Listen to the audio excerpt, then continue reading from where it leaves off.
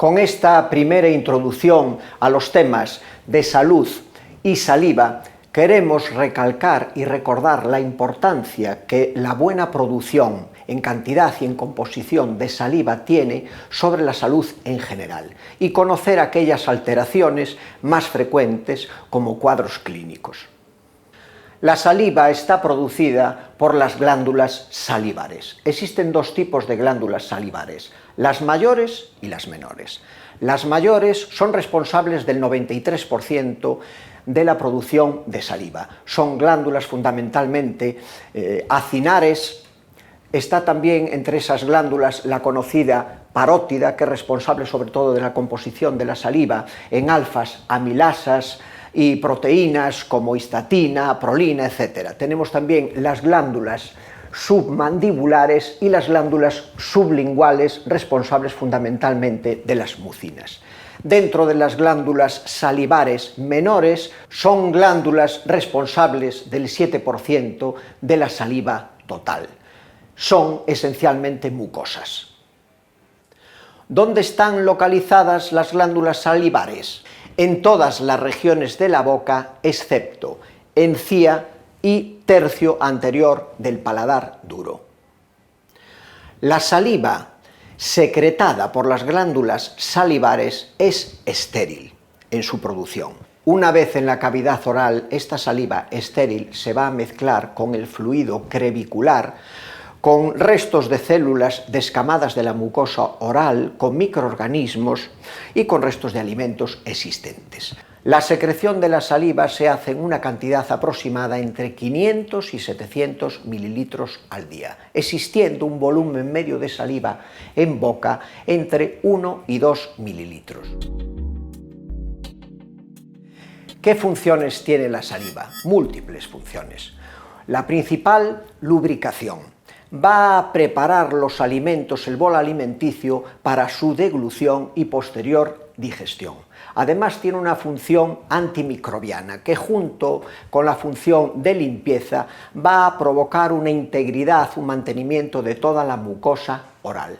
Tiene una función también de tampón y remineralización. Las pequeñas erosiones que pueden existir en los dientes por la misma masticación pueden ser remineralizadas en su primer momento por las características y por la composición de la saliva. La saliva influye también en el sabor de los alimentos y, por supuesto, en la fonación. Si no tuviese saliva en este momento, iba a ser muy difícil que yo estuviese hablando. ¿Qué tipos de alteraciones existen como cuadros clínicos en nuestra actividad diaria referente a la producción, a la cantidad de la saliva? Dos cuadros clínicos fundamentalmente, la hipersialia y la hiposialia. Veamos algunas características de la hipersialia. Como su nombre indica, la hipersialia es el aumento en la producción de saliva. ¿Cuál es la etiología de la hipersialia? Existirán causas fisiológicas esperadas y causas patológicas. Dentro de las causas fisiológicas esperadas existirá hipersialia, por ejemplo, en la primera mitad del embarazo. También existe una hipersialia esperada en la menstruación y una hipersialia también esperada en el momento de erupción de dientes. De todos es sabido que los niños, cuando les salen los dientes, dicen que se baban, pero no precisamente se baban porque les salgan los dientes, se baban porque se están desarrollando las glándulas salivares. Fisiológicamente existirá también hipersialia ante determinados estímulos olfatorios, masticatorios, mecánicos e incluso acústicos. Recordar, por ejemplo, la experiencia de Iván Pavlov, físico, químico y médico, que después de tocar el metrónomo varias veces comprobó que existía un aumento en la producción de saliva, lo que se hablaba de reflejo condicionado. Por otro lado, las causas de procesos patológicos de hipersialia siempre normalmente están relacionados con enfermedades neurológicas graves. Por ejemplo, el Parkinson, donde el paciente tiene un babeo constante, que va a traer consigo la aparición de infecciones y las consabidas boqueras, los rágades. ¿Qué síntomas son los característicos de la hipersialia? Como síntomas característicos tenemos la sialorrea o tialismo, la salida de saliva por las comisuras bucales, cosa que es muy incómoda para los pacientes, pues llega a producir verdaderas úlceras. ¿Cómo haríamos el diagnóstico de una hipersialia? Evidentemente, con la sintomatología ya sería suficiente. Si tenemos alguna duda, podríamos realizar una sialometría donde comprobaremos una disminución en el flujo salival. ¿Cuál sería el tratamiento más adecuado para la hipersialia? El tratamiento ideal, como en todo, sería el tratamiento causal. Tenemos un tratamiento paliativo a partir de fármacos de acción anticolinérgica. Recordar que tienen gran número de interacciones y efectos adversos. Últimamente se está, como tratamiento experimental, administrando toxina botulínica tipo B. En el otro extremo tendríamos las alteraciones por defecto en la producción de la saliva, es decir, la hiposialia. ¿Cuál es la etiología de la hiposialia? Existen situaciones fisiológicas que van a traer consigo una disminución en la producción de saliva, tales como, por ejemplo, la edad. A mayor edad, menor producción de saliva. De todas formas, podemos estimular esta producción típica del paciente geriátrico simplemente dando fármacos que estimulan la producción, y la glándula parótida, como está normal, seguirá produciendo saliva. Otros factores que influyen en la hiposialia como causas, por así decirlo, fisiológicas son el número de dientes, el sexo, el momento del día y el peso corporal. El número de dientes. A menor número de dientes, menor será la producción de saliva. El sexo está relacionado, se sabe que la mujer, el sexo femenino, tiene menos producción de saliva y sobre todo en el momento del climaterio existe una reducción muy manifiesta en la producción de saliva.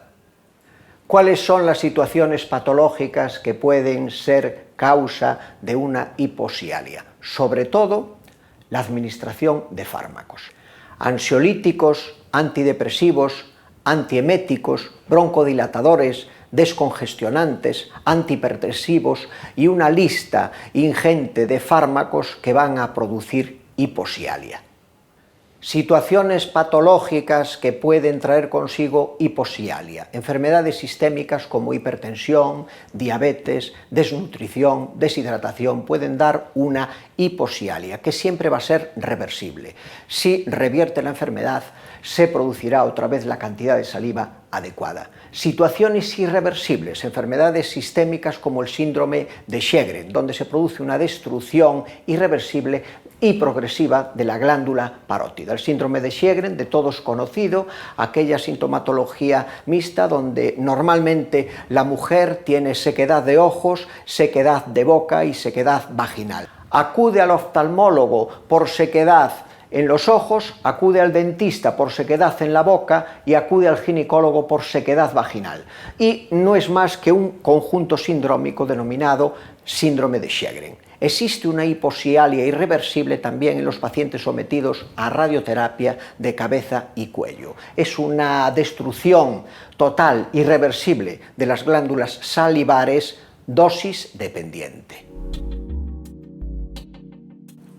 ¿Qué síntomas refiere el paciente con hiposialia? Fundamentalmente acude con una sensación de sed. Nos cuenta el paciente que siempre tiene que andar con una botella de agua porque todo el día tiene sed.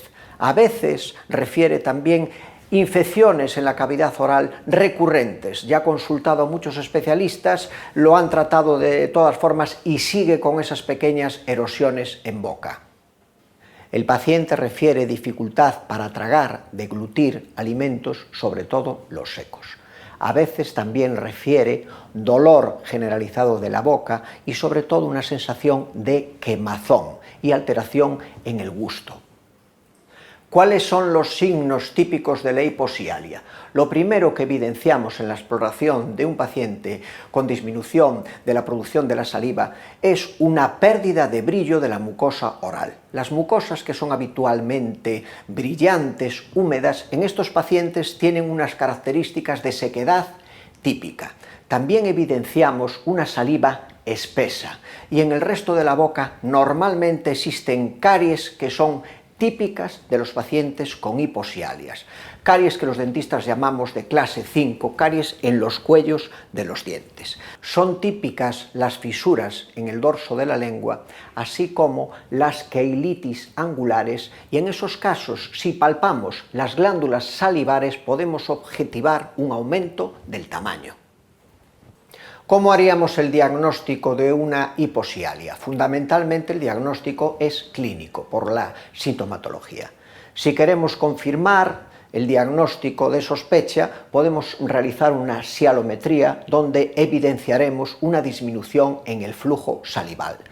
Pruebas como la sialografía, la ecografía e incluso la resonancia nuclear magnética serían útiles para confirmar el diagnóstico. Y por último, que duda cabe, la biopsia y el estudio histológico de las glándulas salivares. ¿Cuál sería el tratamiento de la hiposialia? Un tratamiento ideal sería el etiológico, tratar la enfermedad de base.